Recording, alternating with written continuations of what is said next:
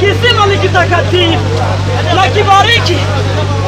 na kitabu cha namba 21